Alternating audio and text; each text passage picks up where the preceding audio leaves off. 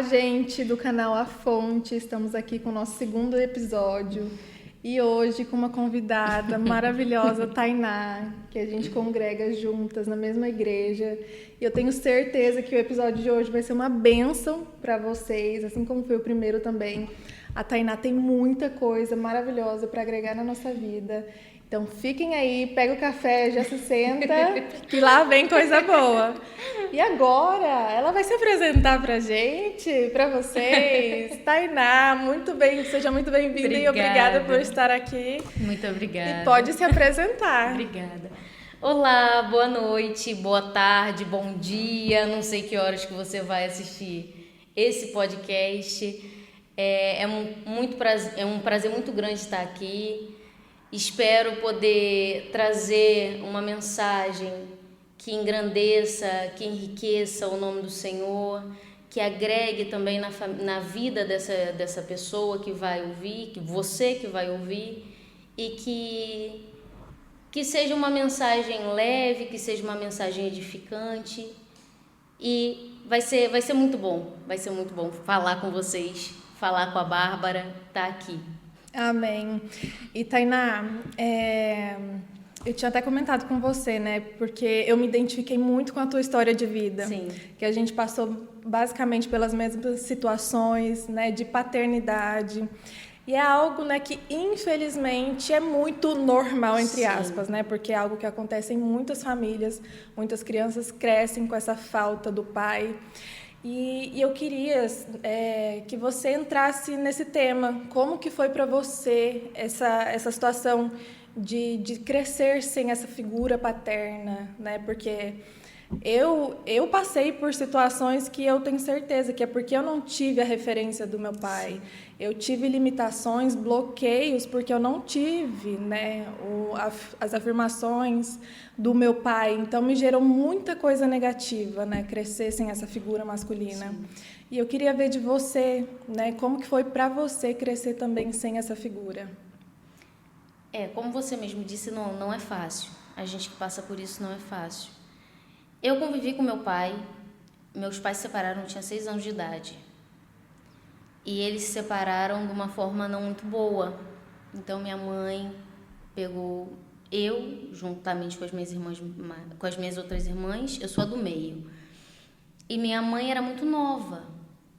Minha mãe tinha 24 anos e 3 filhas. E mesmo assim ela enfrentou o mundo como uma leoa, botou nós 3 debaixo do braço e seguiu.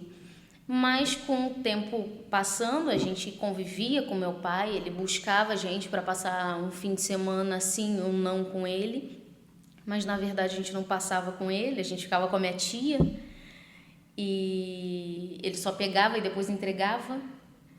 E nas férias de fim de ano também tinha que passar com ele. A princípio eu gostava, porque meu pai morava se tiver alguém do Rio de Janeiro, alguém do Brasil assistindo, meu pai mora na região dos Lagos. Então eu gostava, porque era praia, era passeio. Uhum. Mas isso foi bem no iniciozinho. Depois, quando a gente foi crescendo, meu pai, ele bebe muito, ele fuma muito. E a gente tinha que passar o dia com ele no bar. E aquilo foi incomodando muito, tanto a mim quanto a minha irmã, porque a gente queria brincar com as nossas primas, com os nossos primos, e a gente não podia, porque a gente tinha que estar com ele, e a minha tia também não deixava as minhas primas irem, obviamente. Nessa época a minha tia já era cristã e não deixava, não permitia que a minha prima fosse. Então a gente ficava o dia inteiro no bar.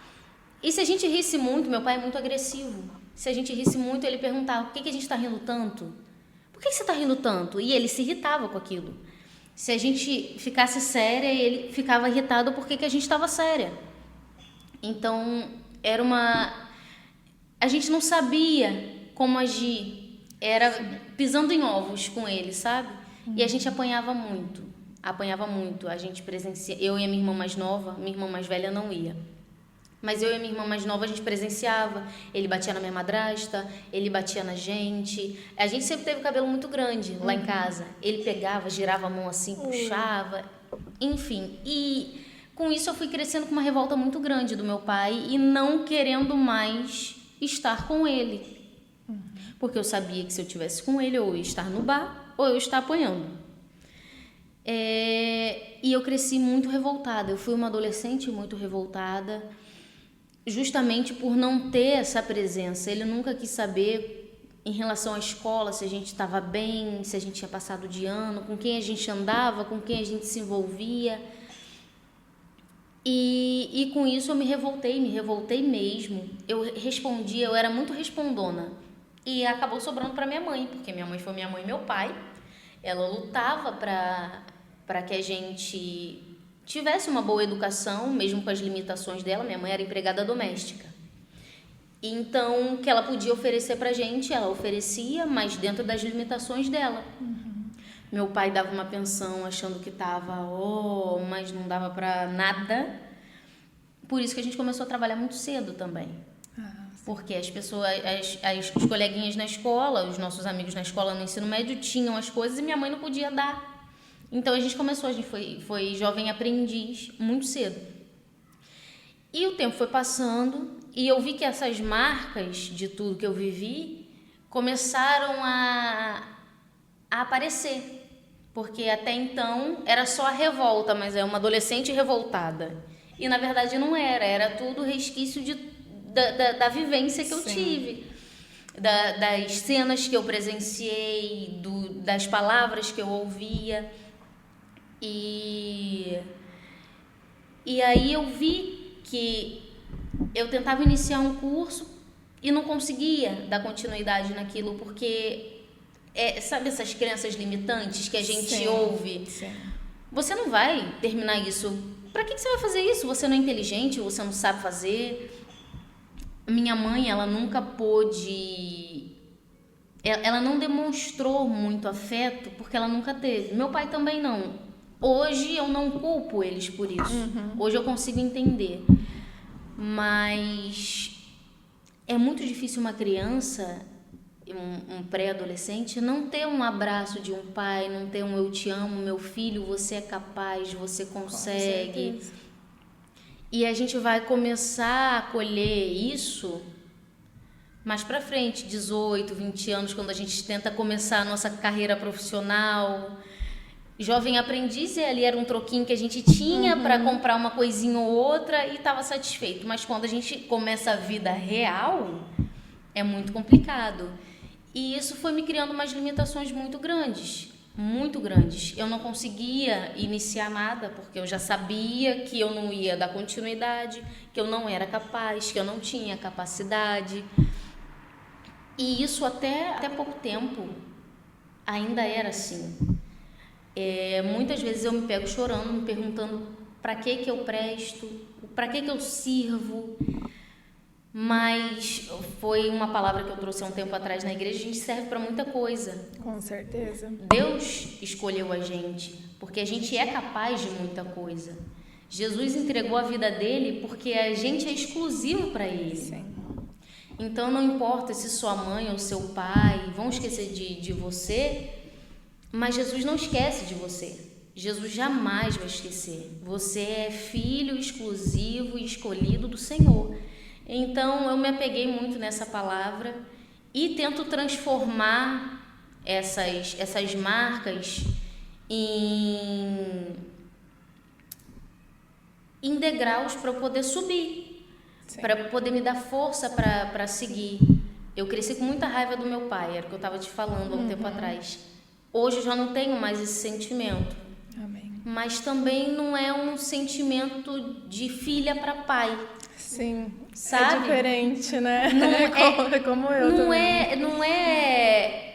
Eu me esforcei muito, eu busquei muito, mas quando a gente vê que a gente não tem acesso àquilo, que a gente está batendo na porta e a porta não está abrindo, a gente desiste e entrega para Deus. Então, assim, esse é um pouquinho da minha vivência, né? De uma parte da minha vivência. Não foi fácil. Hoje eu falo isso rindo um pouco, às vezes eu ainda choro falando. Quando eu trouxe a palavra na igreja eu chorei um pouco, porque é complicado, mexe muito comigo, mas eu espero que através dessa vivência, dessa experiência, eu possa ajudar outras pessoas também que passaram por essa situação, assim como você também passou, mas pessoas que ainda não se libertaram desse sentimento de revolta, Sim. de abandono, de rejeição. É verdade. Então, eu espero poder ajudar, porque a rejeição não é fácil, o abandono não é fácil.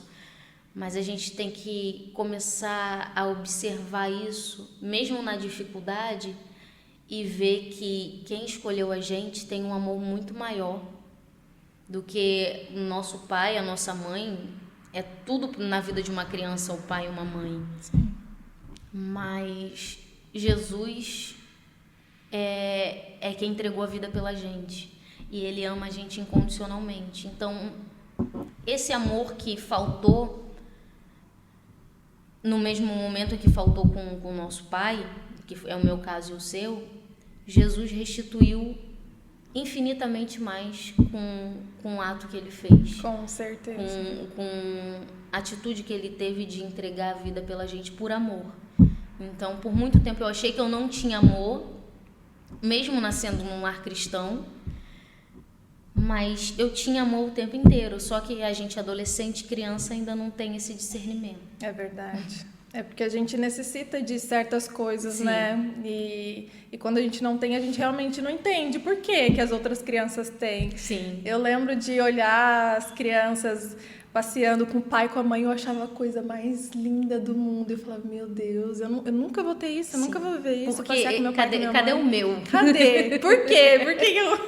Cadê Por o que meu? que tocou a loteria da forma negativa pra Sim, mim, sim. sabe? E realmente, mas depois a gente cresce e aí vê que o negócio é mais profundo ainda. E é todo um processo, né? Você falou que você ainda chora, às vezes, Sim. falar porque é dolorido. É É uma coisa triste, né? Da gente pensar, Muito. nossa, poxa, eu passei por tanta coisa porque uma pessoa falhou lá atrás, sabe? Eu também, tem vezes que eu me emociono, sim, porque nós somos de carne e osso, Sim. né? A gente tem sentimentos, por mais que a gente já tenha liberado esse perdão, que é muito necessário que a gente faça. A gente fica muito leve. Muito leve. E eu falo que você perdoar uma pessoa é um ato de amor Sim. próprio, né? Porque é a gente que se liberta daquela Sim. pessoa, né? Muita gente pensa, eu não vou perdoar porque aquela pessoa não merece. Mas não é a pessoa. É a gente que tá carregando o É a peso. gente que tá ali prisioneira Sim. daqueles traumas, daqueles sentimentos negativos. Então, quando a gente liberta, né, aquela pessoa, a pessoa ainda que viva a vida dela e que pague, né, o que ela tiver que pagar. Sim.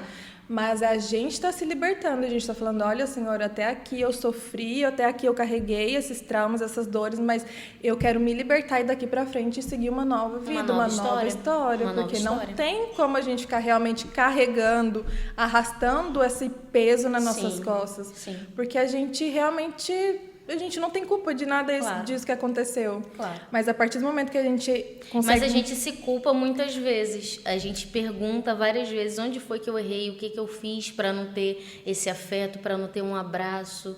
Muitas vezes a gente ainda se culpa. Nós, nesse caso, somos as vítimas e mesmo assim a gente tenta encontrar uma desculpa como se a gente tivesse errado por não ter tido aquilo que a gente merecia. É uma loucura, né? Como a nossa cabeça é... Como filho, né?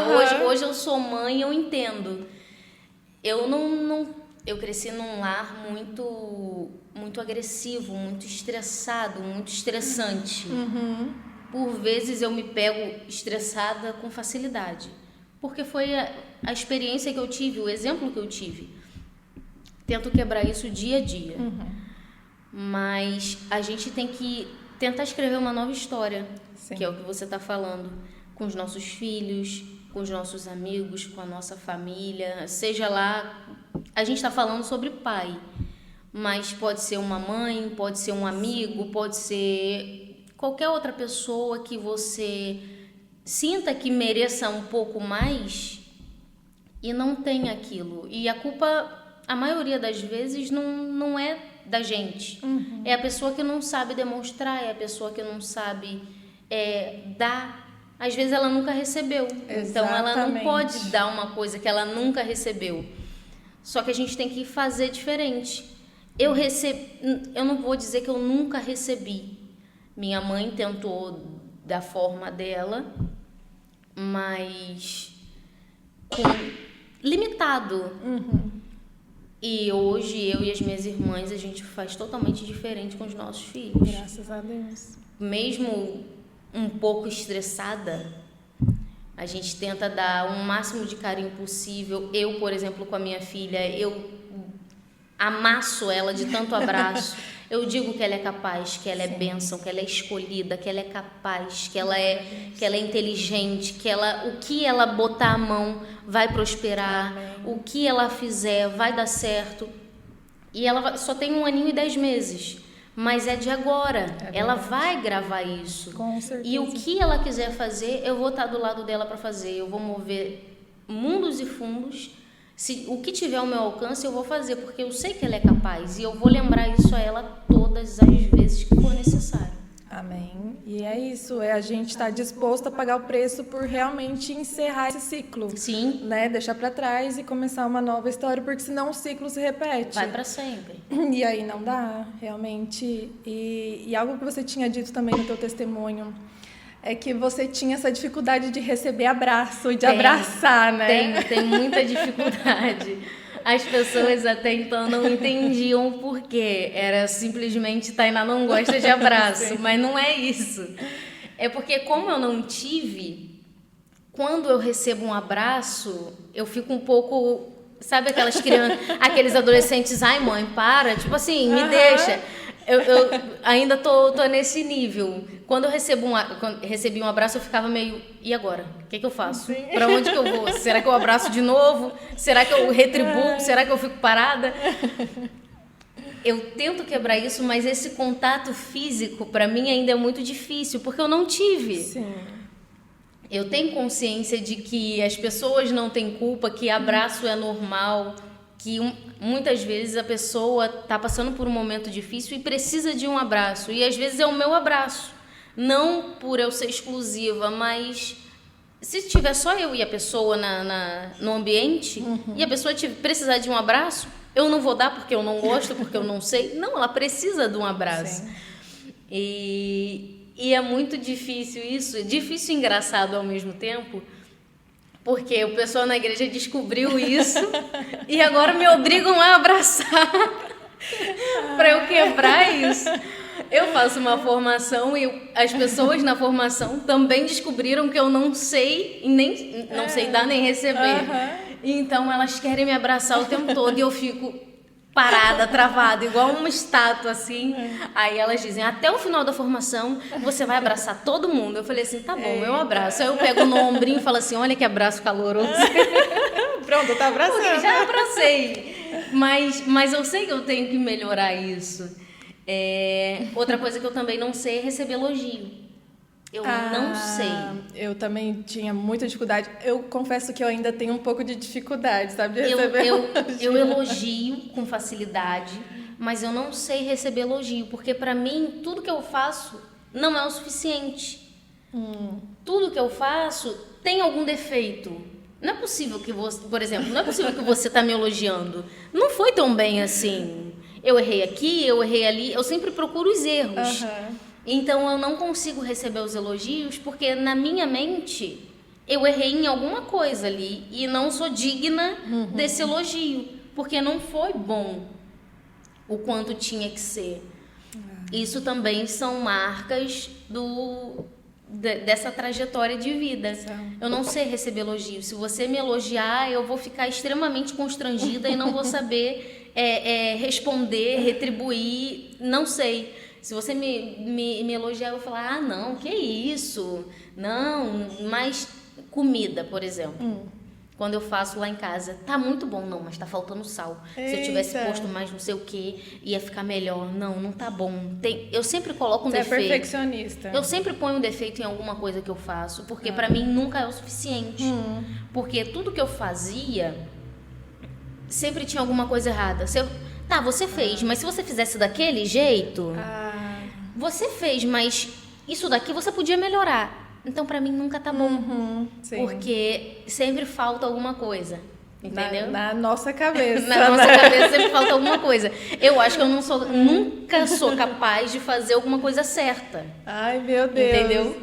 Nossa, E você tá mais perfeccionista que eu ainda. É. Eu achava que eu era perfeccionista. Eu faço, tipo... Mas tem coisas que eu demoro muito pra fazer, porque eu sempre tento tentar mexer. Ah, não, ainda falta mexer mais um pouquinho Sim. aqui. Ah, não, mas esse detalhe. Eu sou muito assim. E é horrível, o perfeccionismo É horrível, porque a gente não sai do lugar. A gente não sai do lugar, a gente fica ali rodando em círculo. A gente não sai do lugar. E às vezes as pessoas que estão olhando, elas não estão enxergando o que a gente está vendo. Para elas está perfeito. Mas pra gente sempre tem aquele defeitinho, sempre tá faltando mais alguma coisinha, um brilhinho aqui, uma coisinha ali. Mas você sabe que eu tô lutando pra romper com isso. Por exemplo, esse podcast, por a gente estar fazendo ainda fora do nosso cenário... Sim. Isso é um rompimento pra mim, porque eu falei assim pro pastor, pastor, vamos começar. Vamos esperar a sala tá pronta, não. Sim, porque se esperar nunca vai. Se esperar, né? A gente Vai. fica adiando Sim. e tantas pessoas podem ser edificadas com o que a gente tem pra falar, Sim. né? Então, tô nem aí com o cenário, né? Claro que eu quero um cenário lindo, maravilhoso. E vai ficar. Já em breve, em nome de Jesus, a gente vai estar no nosso cenário, com tudo perfeitinho. Mas até então, vamos começar do jeito que a gente pode, do jeito que dá. Com o que tem. Com o que tem, sabe? Romper, a gente tem que realmente ir rompendo nas pequenas coisas, Claro. porque se a gente não começar a dar esses passos para romper, a gente fica mesmo paralisado. Fica. Então, uma questão de se esforçar muito e é muito necessário, né? A gente querer passar esses limites que a gente mesmo se impõe. Sim. Né? É uma cobrança que a gente faz com a gente mesma. É uma injustiça que a gente comete com nós mesmos. É verdade. E, Tainá, agora em relação, né, voltando lá ao tema do teu pai, você já teve problema com a tua imagem, com a tua autoimagem, uma coisa de autoestima, ou uma coisa de querer mostrar-se sensual, usar essas roupas mais sensuais, algo assim?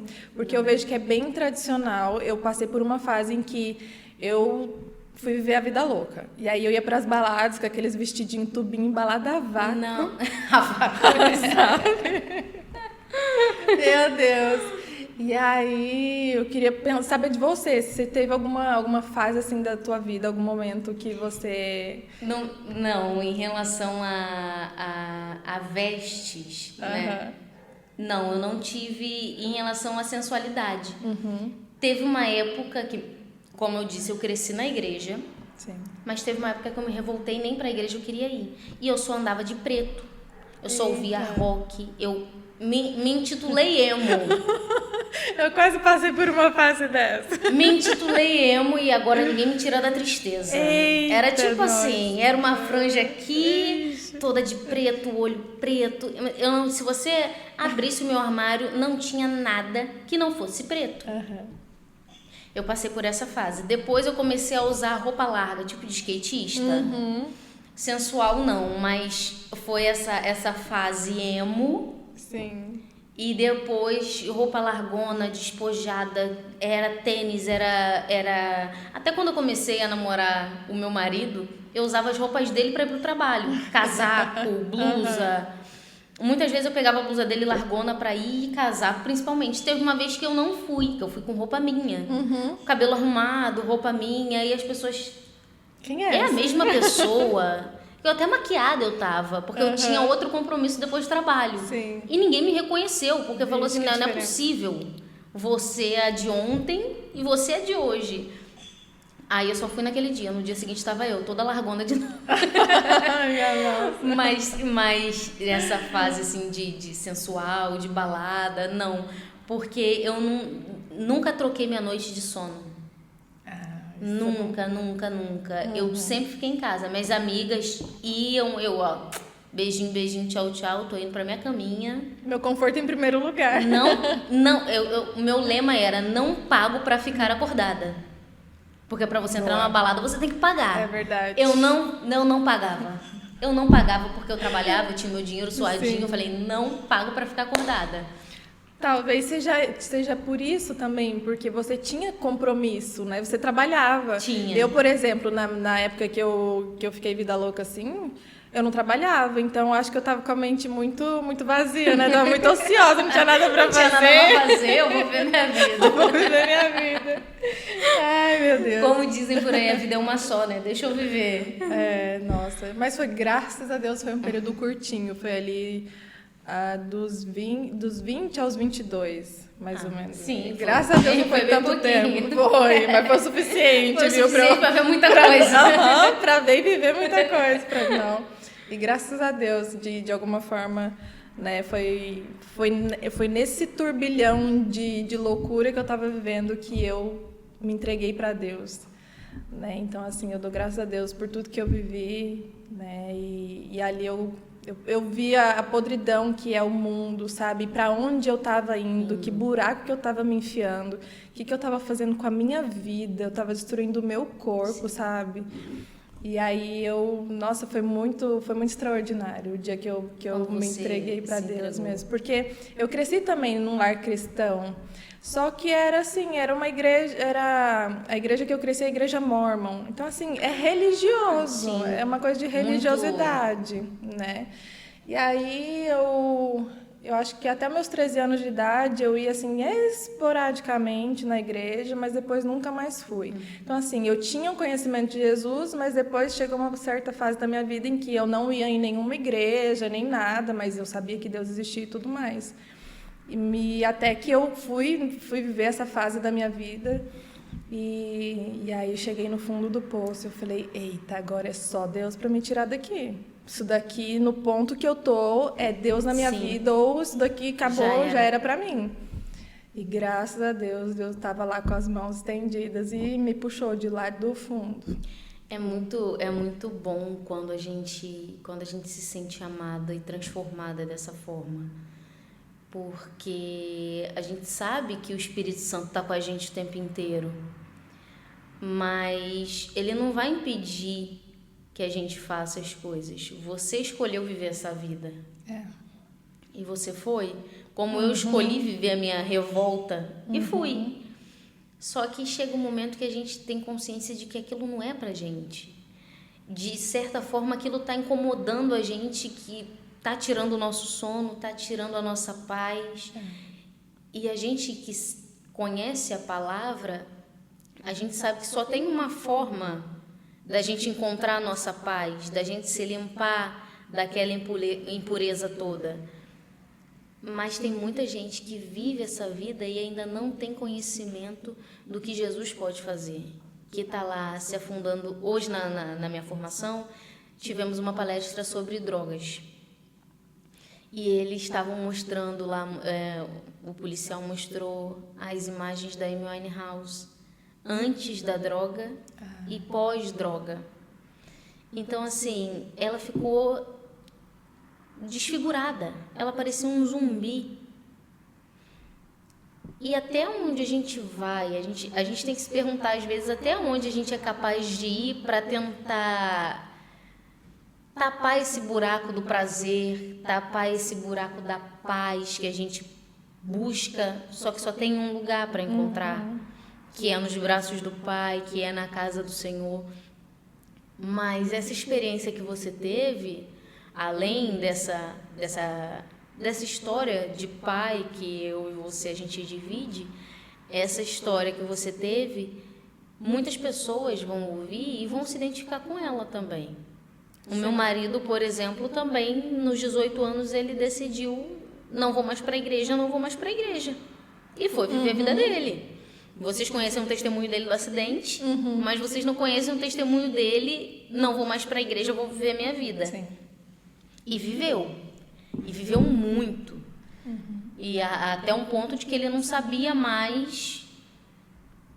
chegou até nessa situação sua mesmo, só Deus para me tirar daqui.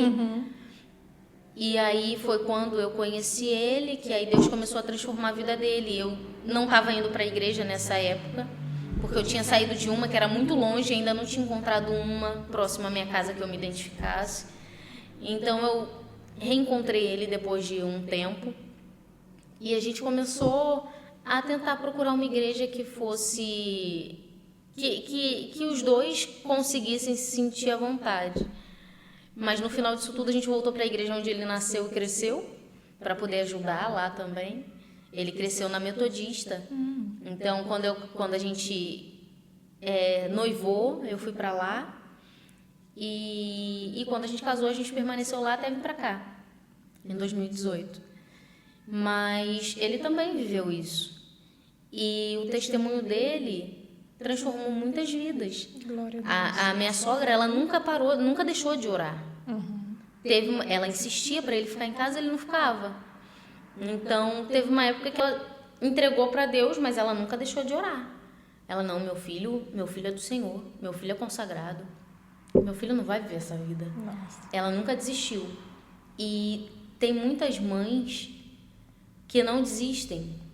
Tem muita gente, você conhecia a palavra de Deus, foi viver a sua vida. O meu marido conhecia a palavra de Deus, foi viver a vida dele. Mas tem mães que não desistem. Graças Tem a mães Deus. que estão lá orando o tempo inteiro. E a sua mãe, eu não sei se nesse período ela já estava na igreja, ou se ela Não, ainda ela estava também na não estava. tava. Não. Ninguém de casa estava indo na igreja. Mas é a misericórdia do Senhor que É a alcança a gente. misericórdia. É, né? Exato. Porque se não fosse isso, a gente não seria nada. Não, a gente precisa de oração das pessoas. Quando a gente está fora, né, Sim. do caminho de Deus, a gente precisa da oração e intercessão das pessoas de fora.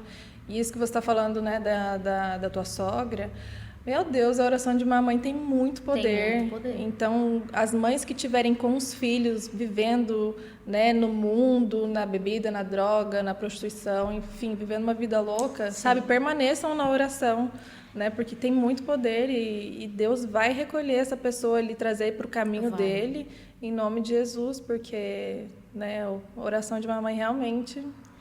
É porque tem pessoas que que cresceram, que é o caso do meu marido, ele cresceu na igreja e ele achou que a vida dele fora da igreja seria muito mais interessante. E tem pessoas como você que foi viver a sua vida pelas marcas que você teve, provavelmente. E a probabilidade das pessoas quererem viver a vida delas depois de uma história triste, uma história de violência, uma história de abandono, uma história de rejeição, é muito grande. Repetir essa história, a probabilidade é muito grande. Verdade. Para você que sofreu agressão, para você virar um agressor, você mudar a história que é difícil. Você permanecer naquilo ali, seguir aquilo ali, é muito mais fácil. Sim. Então é por isso que as pessoas... Meu pai bebeu a vida inteira. Eu vou beber também.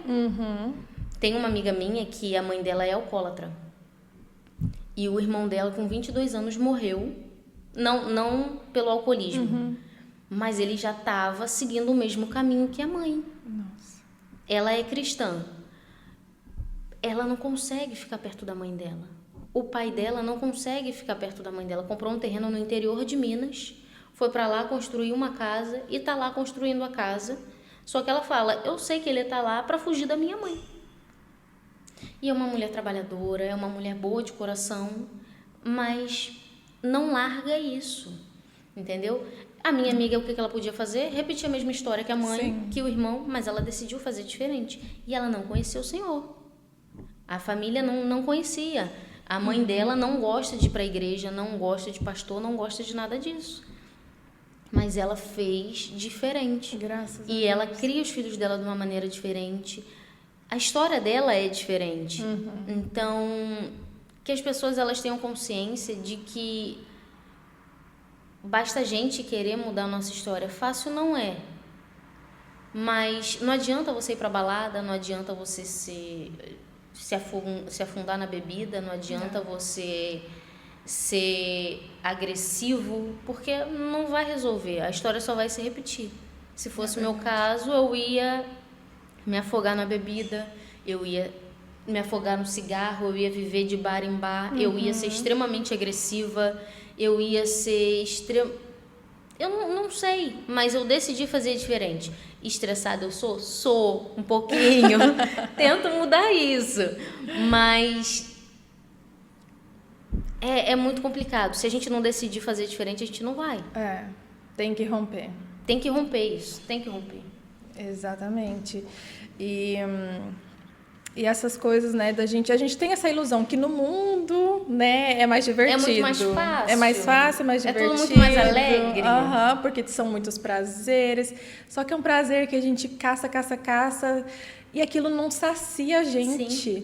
Nossa, eu lembro de quantas vezes eu estava super feliz nas festas, nas baladas, chegava em casa, aquela sensação de perdida, sabe, de vazio. Sim.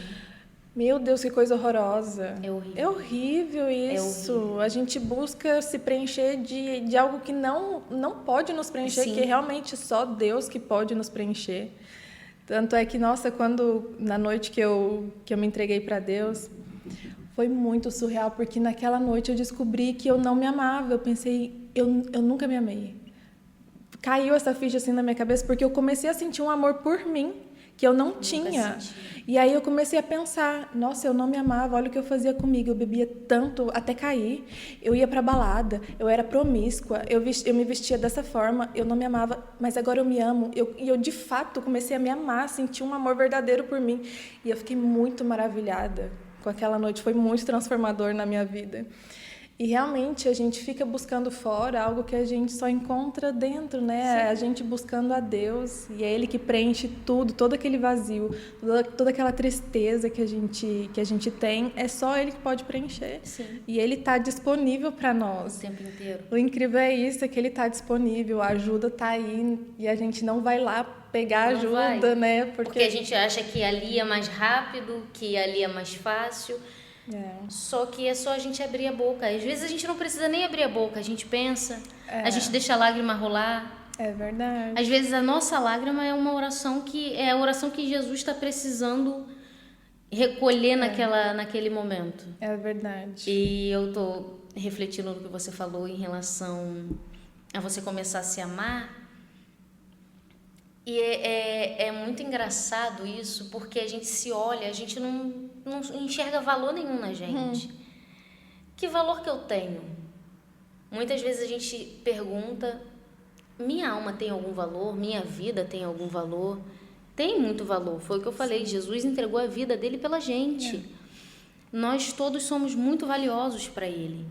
E quando você começou a se amar, eu tenho certeza que foi o Espírito Santo tomando conta da sua vida. Total. E te mostrando que o seu corpo é templo do Espírito Santo. Então, a gente tem que se amar.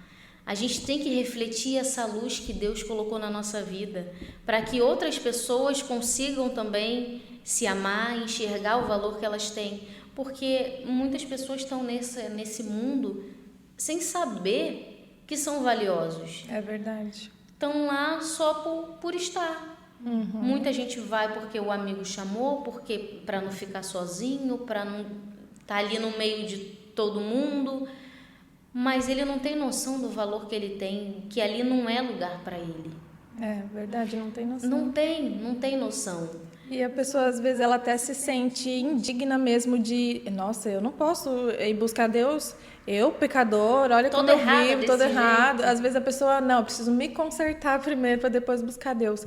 E não, é na podridão mesmo que a gente tem que ir para Ele. É aí que Ele quer cuidar. É aí que Ele quer cuidar. Porque a gente sozinho, a gente não consegue, a gente não tem força para se limpar, para a gente se tornar justos, para aí se aproximar de Deus. Então, não, as pessoas têm que tirar isso da cabeça de que, não, vou deixar meus vícios primeiro para eu poder ir para Deus. Não, vai para os pés de Deus, de Cristo, com vício, do jeito que você tiver, Ele vai tratar. sabe? E Ele vai tratar. Ele diz, venha como estás. Exatamente. Né? Não permaneça, mas venha dessa forma. Venha sujo, venha drogado, venha bêbado, venha...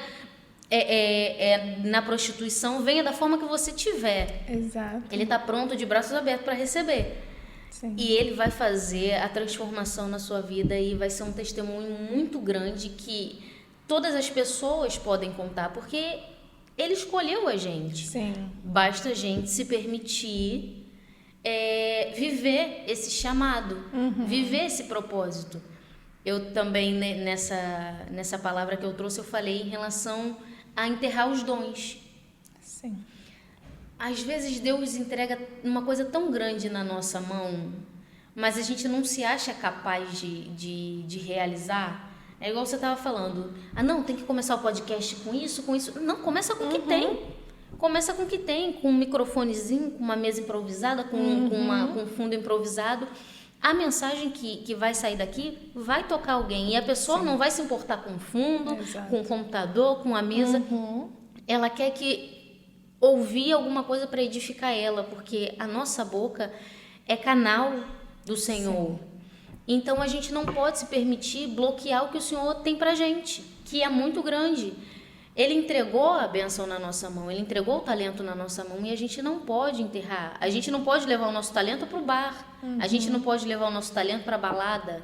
A gente, dessa forma, está enterrando o nosso talento. É verdade. Porque Ele quer usar a nossa voz para louvar, Ele quer usar a nossa voz para pregar, Ele quer usar a nossa voz para evangelizar, para ser missionário, para ministrar.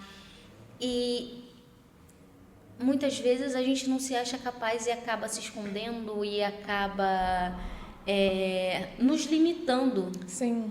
Quando às vezes é só a gente mesmo que enxerga o nosso limite. O fulaninho, o irmãozinho que está ali sentado, enxerga um potencial gigantesco na gente. Bárbara prega como ninguém. Bárbara traz uma palavra edificante. Bárbara traz uma palavra que toca no nosso coração, que a gente chora junto com ela. Mas Bárbara vai pensar o quê? Eu?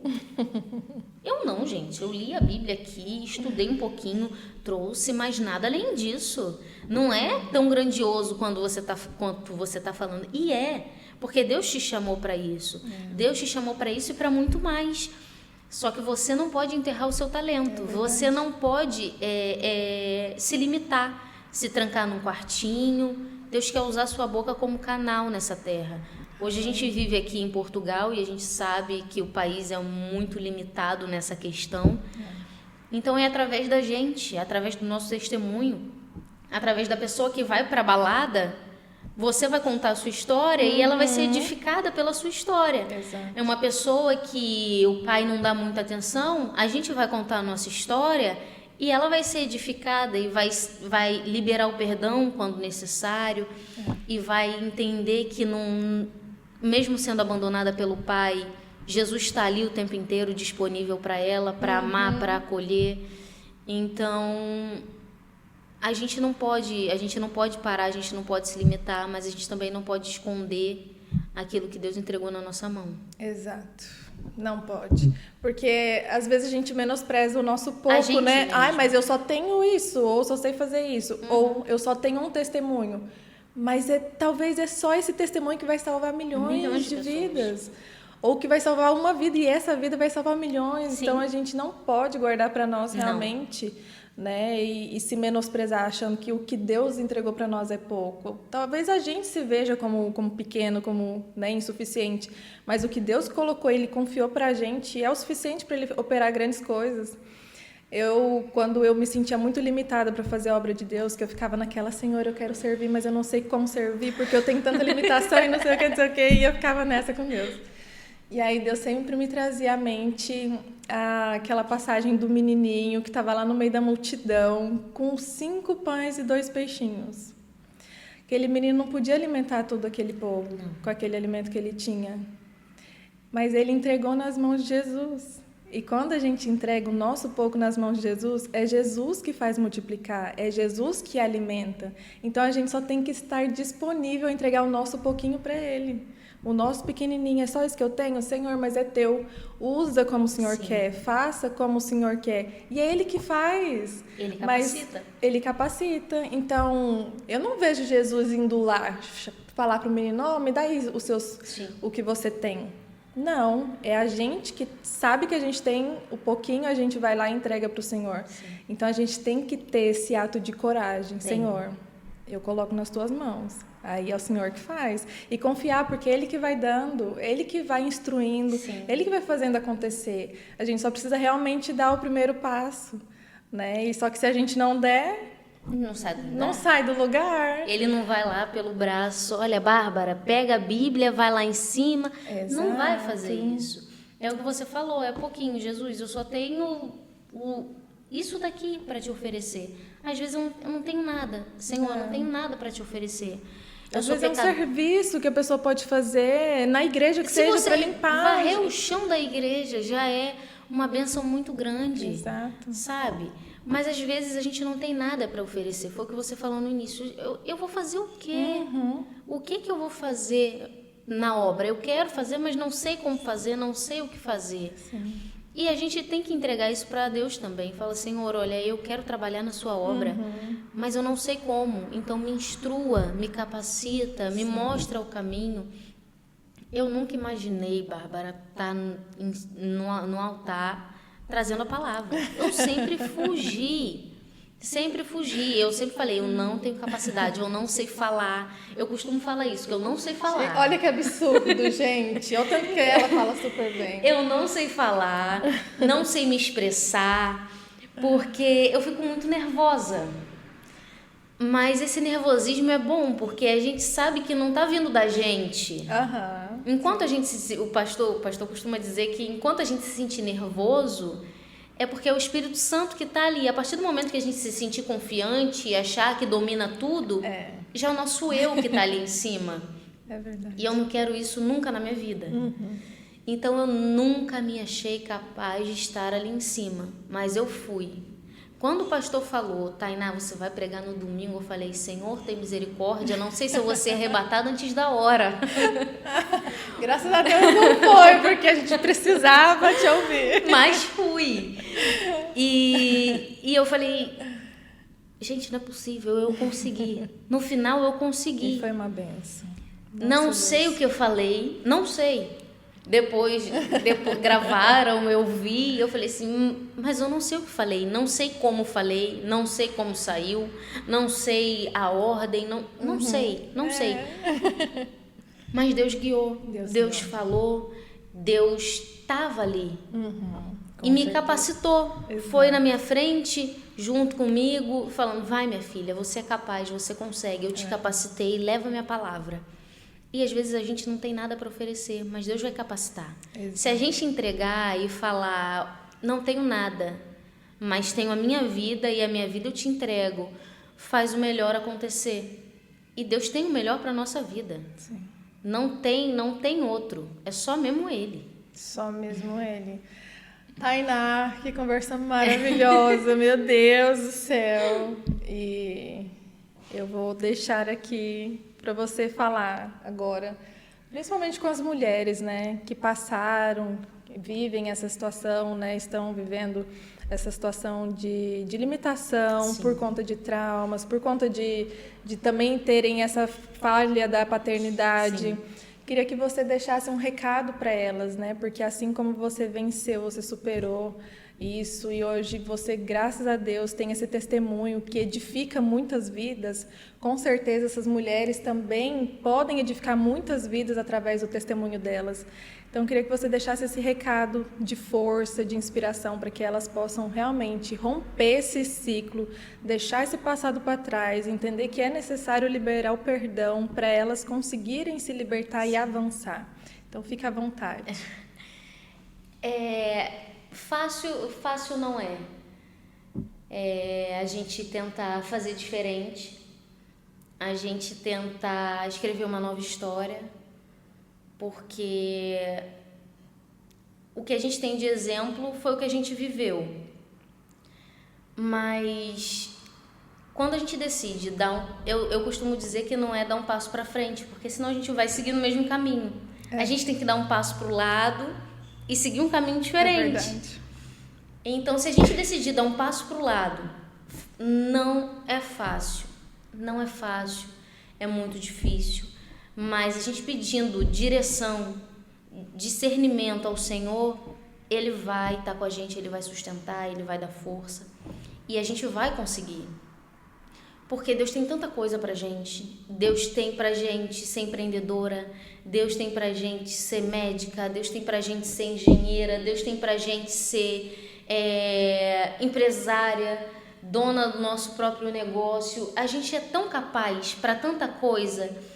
E às vezes essa história de infância, de criação, limita tanto a gente, porque a gente às vezes tenta agradar todo mundo, mas não agrada a gente. É verdade.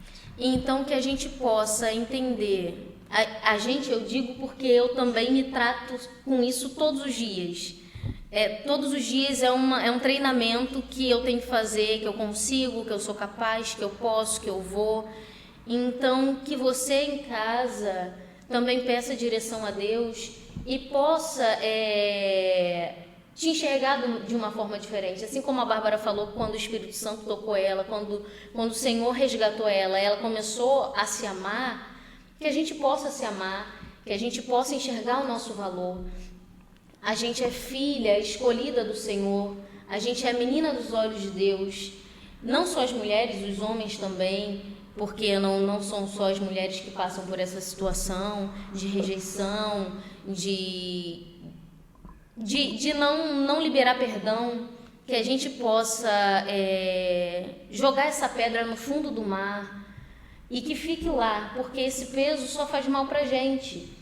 Então, que a gente decida pegar um barco em sentido diferente, que a gente atravesse esse oceano de sentimentos, de limitações, de crenças limitantes e escreva algo novo pra gente, para os nossos futuros filhos, para a nossa futura história, para o nosso futuro marido, nossa futura esposa, que a gente faça diferente, porque Deus tem uma história diferente pra gente. Então, se a gente se entregar, se a gente confiar, vai ser tudo diferente e vai ser tudo grandioso, porque o que o Senhor tem pra gente é maravilhoso. Glória a Deus! Tainá, muito obrigada por ter vindo hoje, por compartilhar da tua intimidade, da tua história com a gente. Com certeza, teu testemunho vai atingir muitas vidas. Amém. E Deus vai continuar fazendo grandes coisas em você e através de você. Amém. Eu que agradeço. Obrigada também por ouvir um pouquinho da sua história, que também é muito edificante e eu tenho certeza que alcançou aquelas pessoas que precisavam ouvir e também me edificou de alguma forma. Amém, glória a Deus. Bom, gente, nós encerramos então esse episódio maravilhoso aqui com a Tainá. E fica aqui o convite para vocês se inscreverem aqui no canal da Fonte. Segue a gente lá no Instagram também, acompanha as nossas redes sociais que vão estar na descrição do vídeo, vai estar todas as redes sociais.